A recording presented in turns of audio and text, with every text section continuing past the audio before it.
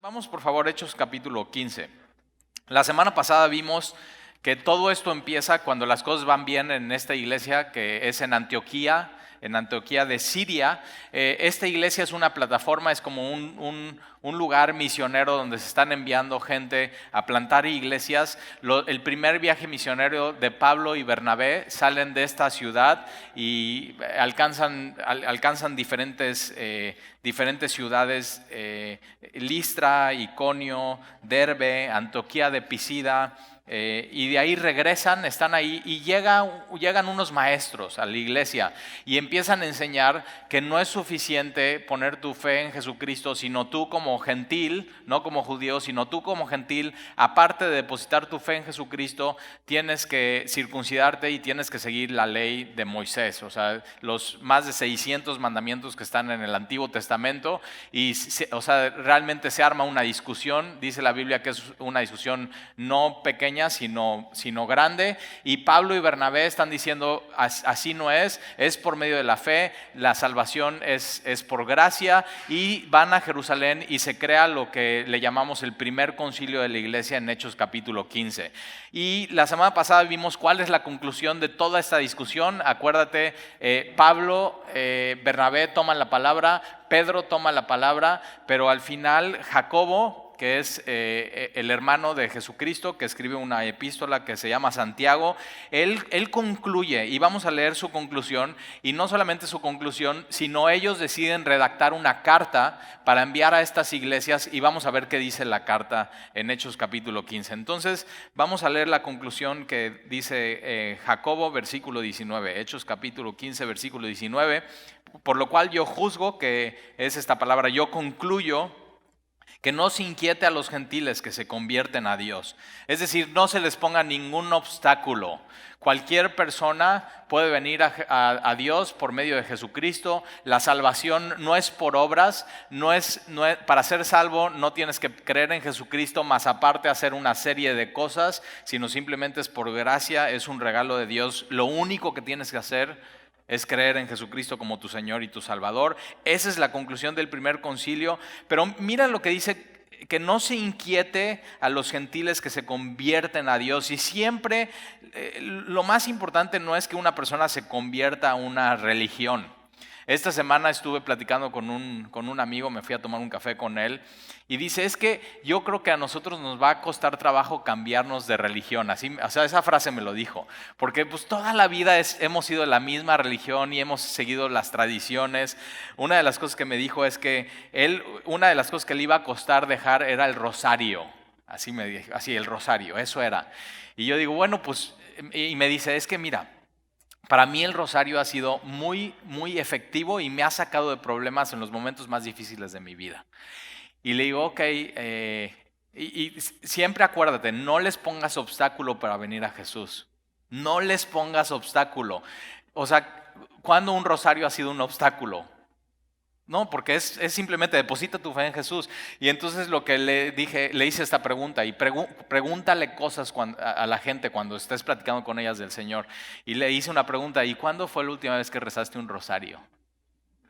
Y se me queda viendo y le digo, ¿qué? ¿Hace un mes? Y ¿no? ¿Hace 2? ¿No? 3. O sea, ya ves que no es un obstáculo. O sea, nunca reza el rosario. Y le digo, mira, puede ser que para ti en una ocasión en tu vida haya sido efectivo el rosario, pero déjame decirte, para nosotros la oración es día a día y es muy efectiva. O sea, ¿por qué no vivir día a día con Dios una relación? Y entonces así, y déjalo pensando. Y va a estar así pensando toda la semana. O sea, sí, pues puede ser que sí sea cierto. Nunca le tenemos que poner como cristianos un obstáculo a alguien para venir a Jesús, sino todo lo contrario. Tenemos que quitar todos los obstáculos que haya, con preguntas, con hechos bíblicos, con doctrina, pero sobre todo, ¿sabes qué? Con amor. Dios te ama. O sea, es por gracia. O sea, ¿qué estás esperando a darle todo tu vida y tu corazón a? Entonces, no es que se conviertan a una religión. Aquí la Biblia te llama a convertirte a Dios. Esta palabra convertirte es volcar volcar todo tu corazón a Él. Fíjate qué diferente es. No es que cambies de una religión, no es de que, bueno, antes era esto, ahora soy esto, sino que vuelques tu corazón a Dios y que digas, Señor, mi corazón es tuyo y ahora mis anhelos son tus anhelos y tus sueños son mis sueños y tu palabra, Señor, es mi esperanza. Eso es lo que Dios está esperando, es que le puedas dar a tu Creador tu corazón. Eso es, convertirte a Dios, darle lo que Él, lo que Él hizo, que es tu corazón. Y entonces la conclusión es, no se inquiete a los gentiles con reglas, con normas, con cosas que no están, que no son bíblicas, que no están alineadas a lo que dice el Evangelio, que se conviertan a Dios, sino que se les escriba, o sea, que se haga una carta con autoridad, que se les escriba, que se aparten. Y vamos a ver 3 cosas. Entonces, no se inquiete a ellos, la salvación solamente es por fe y por gracia, pero hay 3 cosas que les vamos a dar una recomendación, que no son una ley, que no son una norma, que no lo está diciendo que tienes que hacer esto para ser salvo, sino es una ley mayor que la ley de Moisés, es una ley que es la ley del amor. ¿Cómo entonces puedes amar a las personas de mejor manera? Y vamos a ver cómo este capítulo lo enseña de una manera muy clara. Y que se les escriba que se aparten de las contaminaciones de los ídolos, y ahorita vamos a explicar cada una de estas cuáles son, de fornicación, que es inmoralidad sexual, de ahogado, que es esta palabra de un animal estrangulado, y ahorita vas a ver por qué, y de sangre. 2 de estas cosas están hablando de comida, que es comida sacrificada a ídolos, que en este tiempo eso es lo que se hacía. Tú ibas a un templo pagano donde se idolatraba a Zeus o a Hermes, y entonces tú llevabas un sacrificio, un animal, mataban al animal y tú ponías esta comida en los ídolos y te ibas a tu casa, pero entonces los ministros de ese templo pues tomaban esta carne de los ídolos y tenían afuera del templo una tienda, una carnicería, y vendían la carne. Entonces cualquiera que era de esa ciudad podía ir a comprar esa carnicería, llevar la carne a su casa y cocinarla y comerla. Y vamos a ver, aquí está diciendo, ¿sabes qué? Mejor abstente de estas cosas. Y ahorita vamos a ver por qué. De sangre, bueno, ¿alguna vez has comido sangre? No tomado, o sea, tomado, qué asco. Pero morcilla, nunca ha sido un asado, o sea, eso es morcilla, es sangre, ¿no sabías? Ok, morcilla, eso negro, es sangre coagulada asada. Mi recomendación es no lo comas ni lo pruebes, a mí no me gusta nada. Pero hay gente que le gusta, pero ellos en Levítico, la Biblia enseña que la vida del hombre está en la sangre, y entonces la ley de Moisés enseña que para que se comiera un animal se tenía que no ahorcar, sino se tenía que degollar, por dice de ahorcado, entonces se tenía que degollar. Es como kosher, la comida kosher, no nada más es qué no comer, sino cómo se tiene que matar al animal para poderlo comer y ser limpio y purificado. Eso es todo de los judíos, ¿ok? Y entonces tenían que matar al animal, tenían que desangrarlo por completo, y ya desangrado por completo, entonces podías comer esa carne. Entonces, aquí hay una serie de cosas que 2 tienen que ver con comida, que es ahogado, sacrificado a los ídolos, y sangre. Sangre y ahogado es una misma, sacrificado a lo mismo es la otra. Y la otra habla de moralidad, que es apártate de fornicación. Y vamos a ver aquí un poco más. Fíjate cómo no son doctrinales, no son cosas doctrinales. O sea, no están respondiendo a cómo el hombre es salvo, sino están respondiendo a una cuestión práctica, y ahorita vas a ver por qué. Y es en base a la ley del amor. Versículo 21.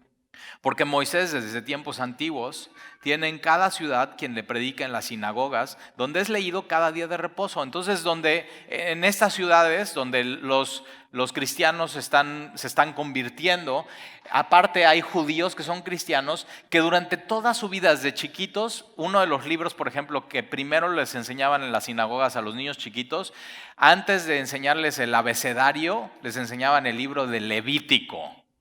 Y en ese libro de Levítico se repetía una y otra vez todas estas cosas de, ¿con quién sí te puedes casar? ¿Con quién no te puedes casar? ¿Qué sí puedes comer? ¿Qué no puedes comer? Y cada semana es no puedes comer sangre, no puedes comer sangre, no puedes comer sangre. Entonces, en la mente de ellos, cada semana en la sinagoga se repetía eso y de pronto se convierten en cristianos y otros gentiles se están convirtiendo en cristianos. Ellos tienen que convivir y tienen que venir a la misma congregación y después de la congregación dicen, oye, ¿qué tal si hacemos un asado? Piensen, ¿y qué vamos a dar de comer? Ahora imagínate que los gentiles dicen, no, pues vamos a hacer una super morcilla. Y los judíos durante cada semana, durante toda su vida están, no podemos comer morcilla, no podemos comer morcilla, ¿no? Y de pronto llegan al asado y hay un choque entre ellos y tiene que ver con armonía, tiene que ver con amor. ¿Cómo en medio de la congregación puede haber armonía y pueden preferirse unos a otros y no decir, no, pues yo tengo la libertad de comer lo que sea, entonces te voy a invitar a comer, pero tú te vas a adecuar a lo que yo como y no yo a ti? Y lo vas a entender muy bien así. Mi esposa Sandy, que odia que hable de ella en las prédicas, pero ni modo, no come carne. Y entonces en mi casa nunca hay carne. Nunca hay carne. Por eso cuando salgo a restaurantes siempre pido carne. Y Alexia, mi hija, tampoco come carne, pero mis dos hijos sí comen carne. Entonces siempre que salimos carnívoros, así, una carne y jugosa. Y entonces, ¿qué es lo que pasa cuando tenemos que decidir a qué restaurante ir a comer los domingos? Si fuera por mí, por mis hijos, escogeríamos las espadas. Carne tras carne tras carne, y ya sabes, le pones el semáforo, ¿no? Rojo o verde. Verde sigue trayendo, y carne. Y entonces cada 2 minutos llega un cuate con una espada, la pone en tu mesa, los pedazos de carne, así casi se ve el animal, con una super cuchillo y están así, te cortan, no, más, y otra vez, y picaña, si es picaña, más, más. Mi esposa no soporta la carne, no quiere oler la carne, no le gusta la carne y no le gusta pensar que fue un animal, una vaca. Por eso no vamos a ese lugar.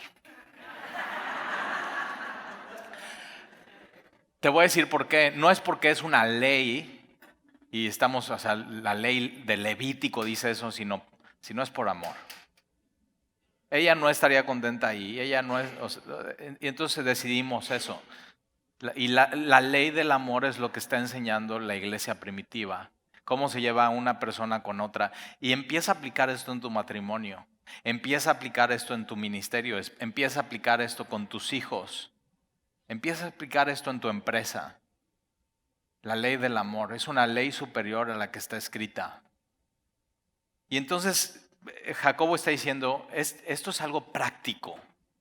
Y el cristianismo, lo que me encanta es que es algo tremendamente práctico, que lo puedes practicar día con día en toda tu vida. Y entonces, versículo 22, entonces pareció bien a los apóstoles y a los ancianos con toda la iglesia. Se ponen de acuerdo y dicen 100% de acuerdo. 100% de acuerdo. ¿No te encanta esto? Que hay armonía. Ahora, hoy en día, ¿nunca has ido a una junta de condóminos? A ver, ponnos de acuerdo en algo. Uno opina una cosa, otro opina, la verdad de uno es la mentira del otro, la mentira del otro es la verdad del otro. Pero fíjate qué hermoso, una iglesia llena del Espíritu de pronto se pueden poner de acuerdo en estas cosas. Cuando la ley del amor es superior, de pronto es muy lógico y dices, sí, cierto. Y es el Espíritu obrando en medio de la iglesia, en medio de los que se han convertido a Dios, le han dado su corazón a Dios. Y entonces pareció bien a los apóstoles, a los ancianos, a los pastores y a toda la iglesia, Elegir de entre ellos varones y enviarlos a Antioquía con Pablo y Bernabé, a Judas, que tenía por sobrenombre Barsabás, y a Silas, varones principales entre los hermanos, eran líderes en la iglesia, y escribir y mandar una carta. Entonces, Pablo y Bernabé, si llegan a la iglesia Antioquía y dicen, no, pues ya nos pusimos de acuerdo allá en Jerusalén y esto es lo que decidimos, acuérdate, ellos tienen una posición. Estos hombres que vienen de Judea tienen otra posición. Entonces, algo muy sabio es, no vamos a mandar a ellos solos con la posición, si vamos a mandar a líderes que van a representar ambos lados y que van a decidir, ok, esto es lo que decidimos. Gente simplemente parcial, que puedan confiar en ellos. O sea, todo tiene un porqué. Mucha sabiduría en estos capítulos. Y entonces, escribir versículo 23, y escribir por conducto de ellos, los apóstoles y los ancianos y los hermanos, a los hermanos de entre los gentiles que están en Antioquía, en Siria, en Sicilia, salud. Fíjate cómo esta carta va dirigida a los gentiles y no los judíos, y va dirigida a la iglesia que está en Antioquía, en Siria y en Sicilia, que eran iglesias donde había por un lado judíos que se habían convertido al cristianismo y por otro lado había gentiles que se habían convertido al cristianismo. Los dos, ya quedó claro en Hechos capítulo 15, que se convierten de la misma manera. No es por ninguna ley de Moisés, sino es por la gracia del Señor Jesucristo. Ambos es el mismo camino. Jesús es el camino, la verdad y la vida. Nadie puede ir al Padre si no es por medio de Él. Entonces eso queda claro. No podemos aplicar esta carta a nuestra iglesia. Te voy a decir por qué. No podemos aplicar esta carta tal como, o sea, porque si yo te digo, ok, nadie de los de aquí esta semana, ¿qué semana de carnaval puede comer ahogado? Y dices, o sea, ¿cómo? ¿Tortas ahogadas? O sea, ¿sí me entiendes? No tiene que ver con ellos en ese tiempo en específico.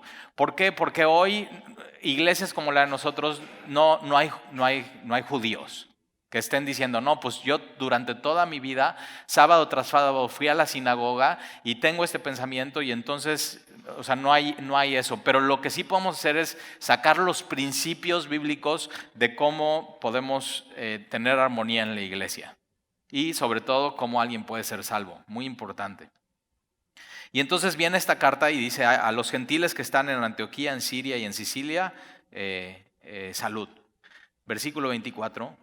Por cuanto hemos oído que algunos que han salido de nosotros, de Judea, a los cuales no dimos orden, están diciendo, esto que les llegaron a enseñar, nosotros no los mandamos, es una enseñanza no autorizada por nosotros como líderes, no va de acuerdo con el Espíritu Santo, con la palabra y con la doctrina de los apóstoles. Entonces dejan muy claro, y tienes que saber que hoy, en nuestra ciudad, que esto sí aplica a nosotros, hay muchas enseñanzas que no son enseñanzas bíblicas, que no están de acuerdo a lo que el Espíritu Santo enseña, sobre todo lo que el Espíritu Santo inspiró en las Escrituras, no están alineados con la palabra de Dios y no es la doctrina de los apóstoles. Y tenemos que tener cuidado. Hoy sigue habiendo muchas enseñanzas así.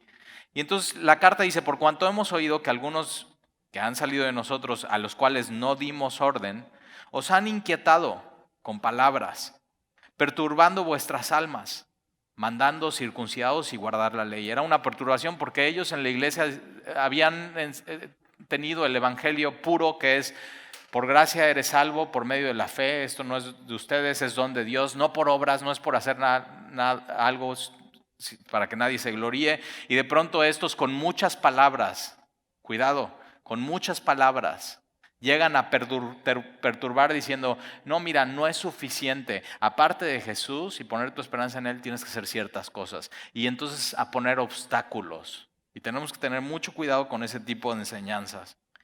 Y entonces nos ha parecido bien, habiendo llegado a un acuerdo, elegir varones y enviarlos a vosotros con nuestros amados Bernabé y Pablo. Y me encanta porque, si te das cuenta, estos hombres no autorizados que llegan a enseñar algo que no está alineado al Espíritu Santo, nunca se dice el nombre de ellos. Dice, son unos hermanos de Judea. Eso es mucha gracia. Lo que nos da a entender el texto, que estos hermanos de Judea, al ver lo que estaba pasando, se someten a lo que dice la iglesia y las autoridades, el concilio, la palabra y el espíritu, y entonces están de acuerdo también con ello. Y no se menciona nombre de ellos, pero de pronto esta carta como que les lanza una flor a nuestro amado Bernabé y Pablo. Y nuestro amado Bernabé y Pablo, versículo 26, hombres que han expuesto su vida por el nombre de nuestro Señor Jesucristo. Versículo 27, así que enviamos a Judas y a Silas, los cuales también de palabra os harán saber lo mismo, no solamente por carta, sino por palabra. Versículo 28, porque ha parecido bien al Espíritu Santo y a nosotros.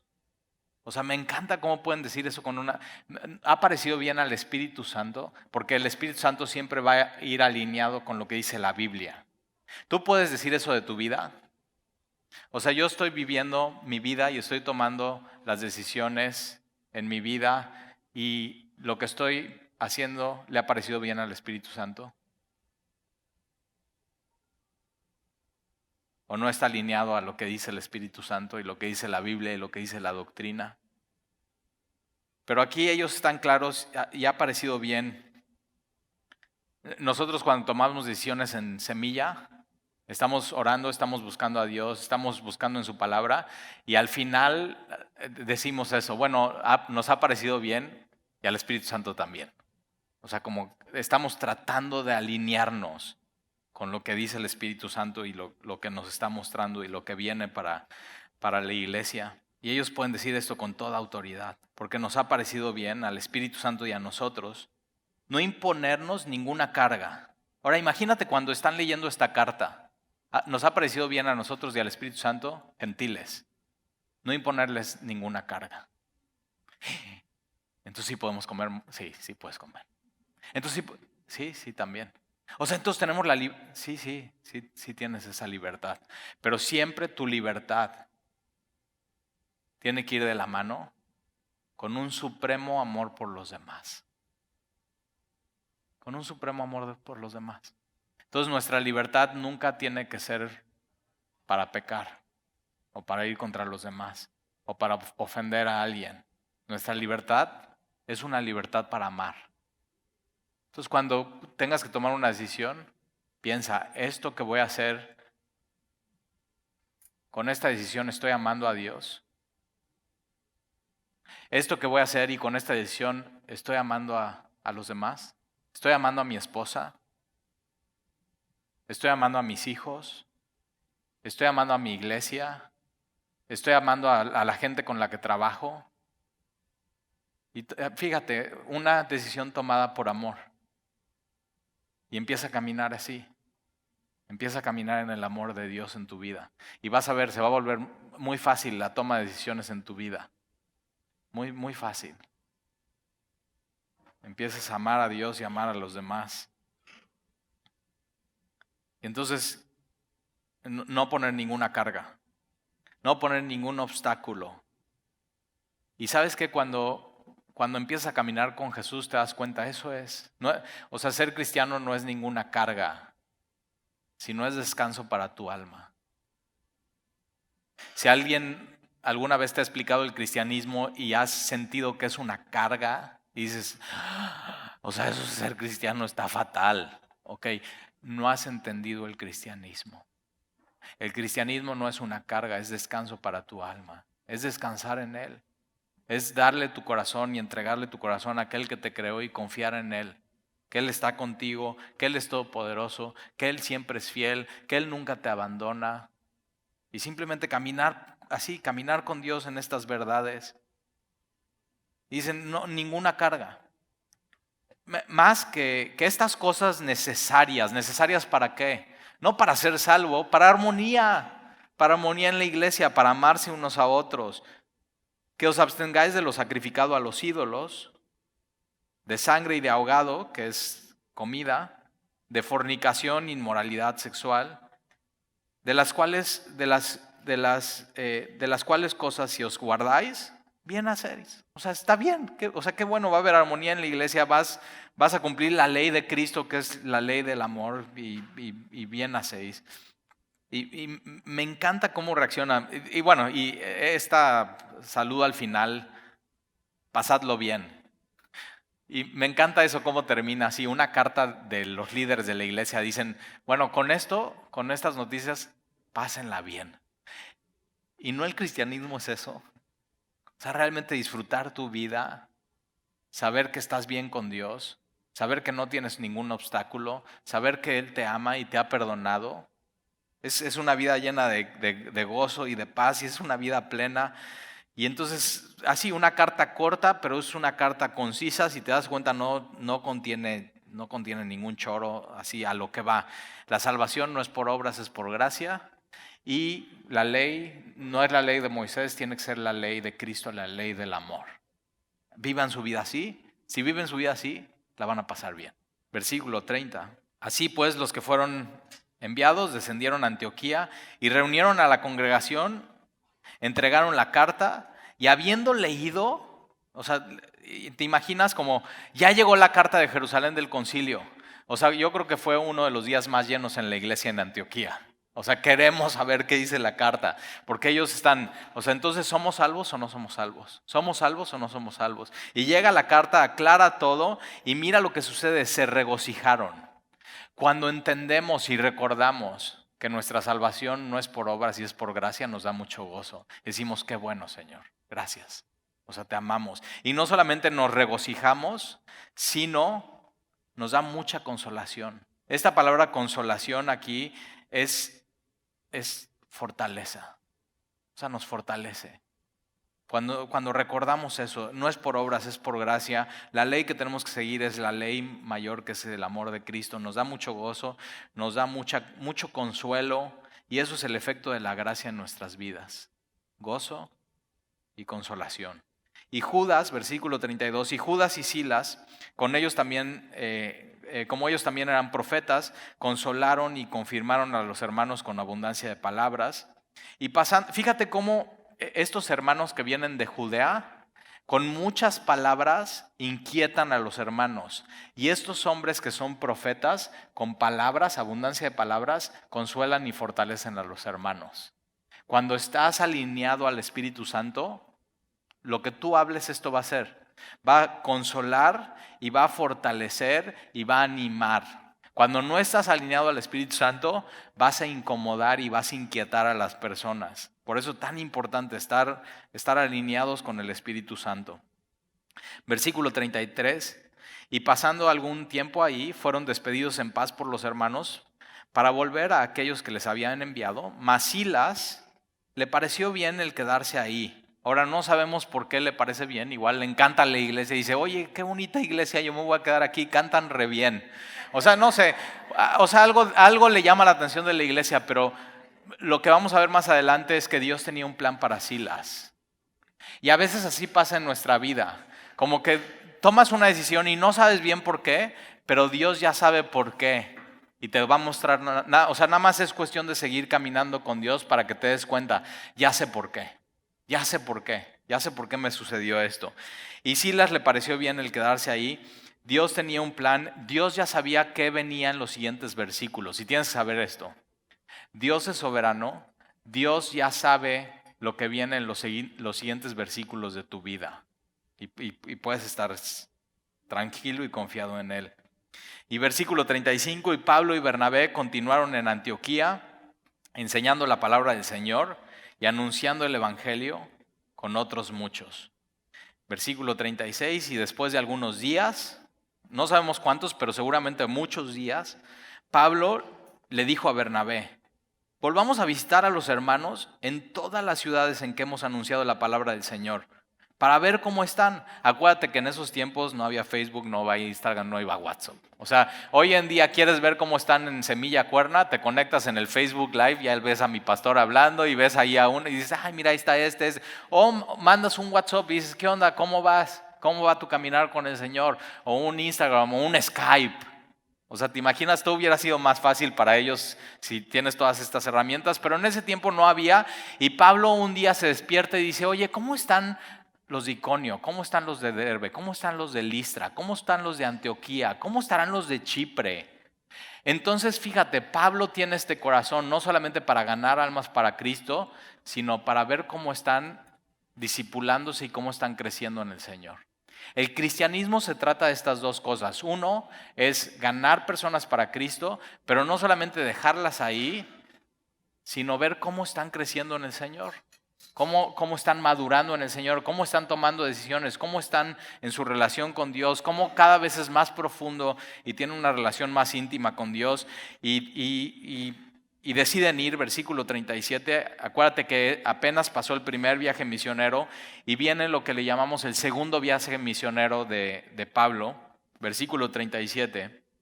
Y Bernabé quería que llevasen consigo a Juan, el que tenía por sobrenombre Marcos, entonces es Juan Marcos.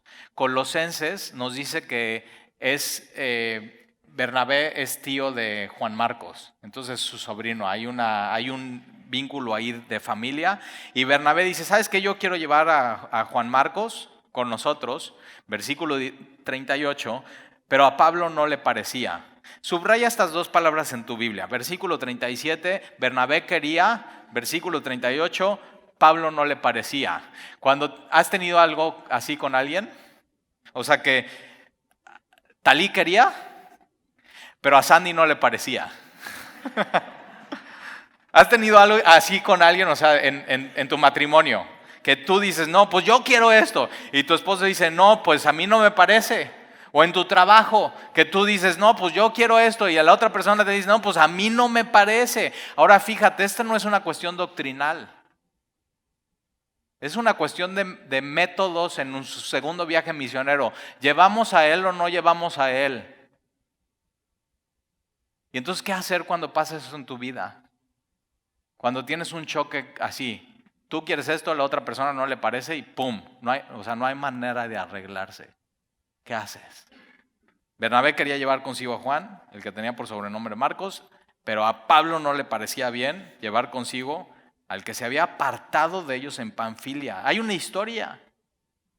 Juan Marcos había ido con ellos en su primer viaje misionero, llegan a Chipre, Juan Marcos por alguna razón se aparta de ellos. Ahora esta palabra apartar es muy fuerte en el original porque quiere decir, él desiste, él simplemente tira la toalla, deja todo así.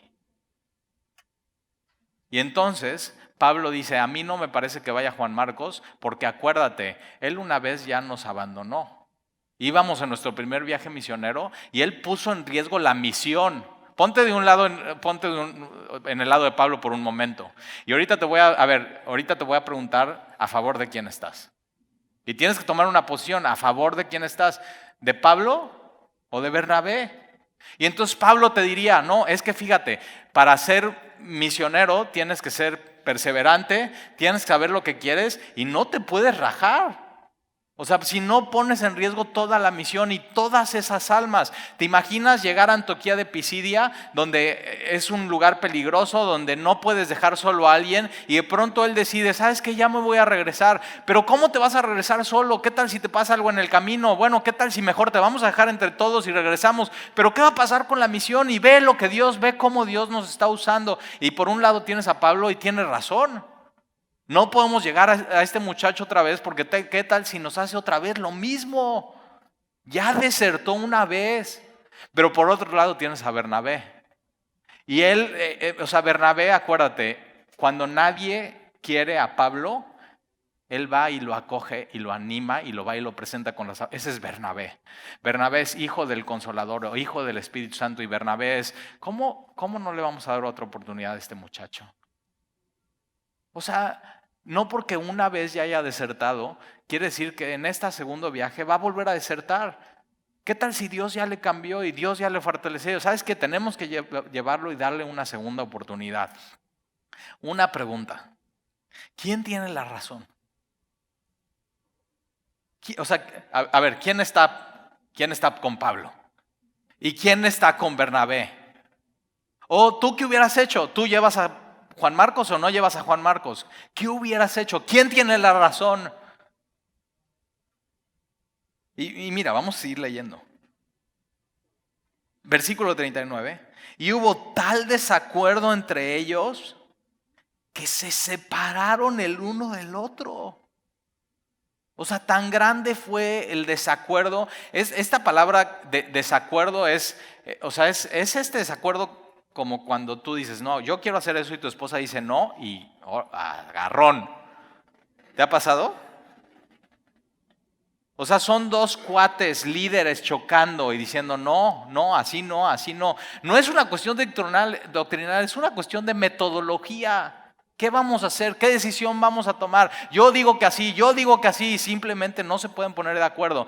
Y un buen principio bíblico es este, aún en las mejores iglesias, dos líderes pueden no estar de acuerdo en algo. Dos, aún en los mejores matrimonios. Dos esposos pueden no estar de acuerdo en algo. Aún en los mejores negocios, dos socios pueden no estar de acuerdo en algo. Y no quiere decir que alguien tenga la razón. Pero cuando sucede esto, que no se ponen de acuerdo, yo creo que todos pierden. Todos pierden. Los dos tienen la razón. Pero al hacer lo que hacen y hacer como lo hacen, los dos están equivocados. Y la historia de la iglesia nos los dice así. Pero entonces uno se separa del otro y Bernabé, o sea, así en su macho, toma a Juan Marcos, va a Chipre. ¿Por qué? Porque él era de Chipre, ¿te acuerdas? Y Pablo escoge a Silas. Silas, ¿por qué se había quedado? Porque a él le parece bien quedarse y no se quiere regresar. ¿Te das cuenta cómo Dios sabía que esto iba a suceder en la iglesia? A Dios no se le pasa nada, Dios ya sabía. Y Dios, aunque no ama estos conflictos, Dios los usa. Y Pablo escoge a Silas y sale encomendado por los hermanos a la gracia del Señor. Y pasa por Siria y Sicilia, y va confirmando a las iglesias. Acuérdate, Pablo no solamente quería convertidos a Dios, sino quería gente creciendo con Dios. Ahora te voy a decir por qué nadie tiene la razón. Porque más adelante, Pablo, y si lo quieres escribir, Filemón 24, anota como primero en su lista y pone Marcos, hablando de Juan Marcos, Aristarco, Demas y Lucas, mis colaboradores. Entonces, cuando sucede esto antes de su segundo viaje misionero, Pablo está diciendo, no lo llevamos, no quiero que colabore conmigo, este cuate ya desertó, es un inútil. Pero al final de su vida, Pablo dice, es mi colaborador. Una cosa que nos enseña esto es que cuando eres joven y estás empezando con el Señor, puede ser que tengas en tus decisiones, que no son doctrinales, que no son bíblicas, en tus decisiones puede ser que tengas la razón en ciertas cosas, pero puede ser que te equivoques por falta de gracia en esas cosas. O sea, que digas, no, así pienso y así voy a hacer. Y al final, con los años, digas, ¿sabes qué? Pues me equivoqué. Al final de su vida, el apóstol Pablo está en la cárcel. Esto lo puedes leer en 2 de Timoteo 4.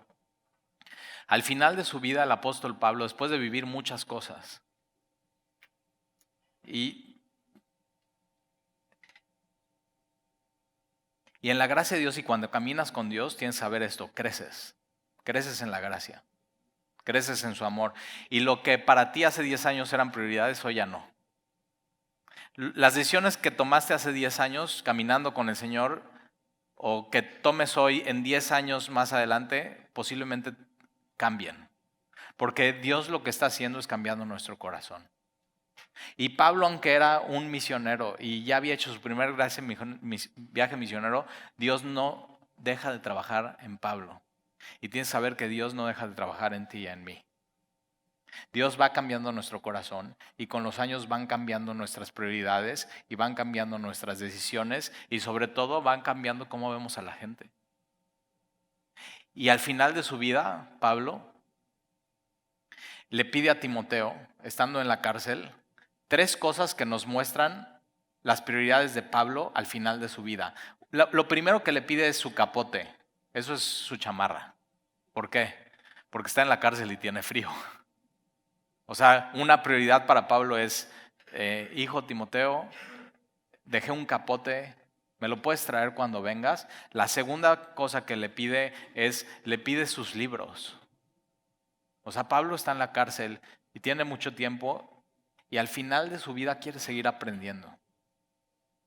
Al final de su vida quiere seguir aprendiendo. No importa qué edad tengas, puedes seguir aprendiendo de Dios. Y le pide los pergaminos, es decir, las escrituras. Y lo último que le pide, toma contigo a Marcos y tráelo contigo porque me es útil al ministerio. Hace años lo taché como un inútil. Ahora me doy cuenta que me es útil. ¿Qué es lo que pasaron todos estos años? Dios cambió el corazón de Pablo. Creció en gracia. Pero también Dios cambió el corazón de Marcos y maduró. Y una de las cosas que tenemos que aprender como cristianos es que hay personas que en su caminar con Cristo de pronto se equivocan, pero no quiere decir que toda su vida se van a seguir equivocando, sino ese error los puede llevar a crecer y en la gracia de Dios a ser útiles en el ministerio. Una cosa importante es que Juan Marcos los dejó a ellos en el primer viaje misionero, pero no dejó a Jesús. Siguió caminando con él. Y cuando sigues caminando con Jesús, Jesús te cambia. Pablo cambió, Juan Marcos cambió, las prioridades cambiaron, la forma de ver las cosas cambiaron.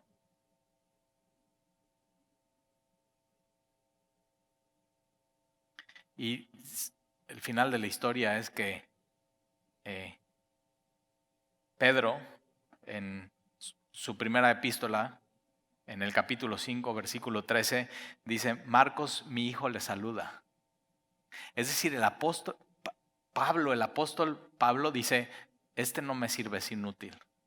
Y Pedro dice, vente, te voy a discipular. Pedro le empieza a enseñar cosas a Juan Marcos y Juan Marcos las empieza a escribir sobre Jesús y es el Evangelio de Marcos. No sé tú, pero a mí me da mucha esperanza esto. Saber que dos personas, cuando tienen un problema y que pareciera verse, irreconcilable. Uno, no, pues esta es mi posición. No, pues a mí no me parece. Pues le haces como quieras. No, pues yo como quieras. Y se separan. Al final, cuando sigues caminando con Dios, te das cuenta. Creo que, no es que Pablo estuviera mal ni Bernabé, sino cómo lo manejamos estuvo mal. No era una cuestión doctrinal. Por lo doctrinal no nos movemos. Solamente por gracia y por fe podemos ser salvos. Pero en otras cuestiones sí nos movemos. Y podemos ceder. Y podemos actuar de una manera llena de gracia. Me encanta porque la Biblia está llena de hechos, de lo que sucedió. Y dices, si a Pablo le sucedió esto y a Bernabé, ¿cómo no a mí? Y sí nos pasa, ¿verdad? Entonces, ¿cómo vamos a actuar? La ley del amor. ¿Te das cuenta? Todo, tiene que ver en el capítulo. Nos vamos a preferir unos a otros. Va a haber momentos donde vamos a tener que ceder unos a otros.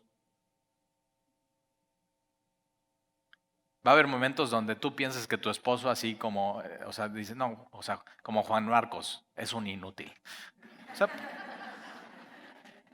Pero mira, ¿qué tal si sigues caminando tú con el Señor y dejas que Dios lo cambie a Él? Y caminen aquí y después digas, ¿sabes qué? Es mi compañero, mi colaborador. Me ha sido muy útil en mi vida. Piénsalo, en tu matrimonio, con tus hijos, en tu trabajo, con tus amigos, con gente que ha estado contigo en el ministerio. Yo a veces pienso, o sea, yo creo que Dios dice, no, pues, o sea, yo digo, ay, este cuate no da una, sí. A veces piensan así los pastores, perdón. No me pasa aquí en Semilla, Veracruz. Era en Cuernavaca eso. Y un día estaba pensando así, y estaba orando y digo, ay, este cuate, ¿qué onda? Y siento en mi corazón y, y me viene este pensamiento, ¿no así pensará Jesús de mí a veces? O sea, ¿qué onda con tal hijo? O sea, nada más este cuate. Y no hemos recibido una gracia de parte de Él. Y la ley del amor, la ley de Cristo en nuestras vidas. Y entonces no podemos extender eso en nuestras relaciones, en nuestro matrimonio, en nuestras amistades, en nuestro trabajo. Cuando tienes un pleito así como este en tu matrimonio, tienes que saber, nadie gana. Los dos pierden. Humíllate ante Dios.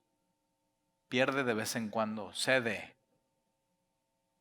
La obra de mayor amor en la historia del universo